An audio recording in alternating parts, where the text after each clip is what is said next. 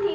उसके बाद 62, 65 और 71 की युद्ध में अपना सुहाग गवा देने वाली औरत, जब उसके हालत ये हो जाया करते थे कि प्यार भी भरपूर गया, मांग का सिंदूर गया, नन्हे नानी हालों की लंगोटियां चली गई, छोटी छोटी बेटियों की तो चोटियां चली गई, छोटी छोटी बेटियों की तो चोटियां चली गई। बाप की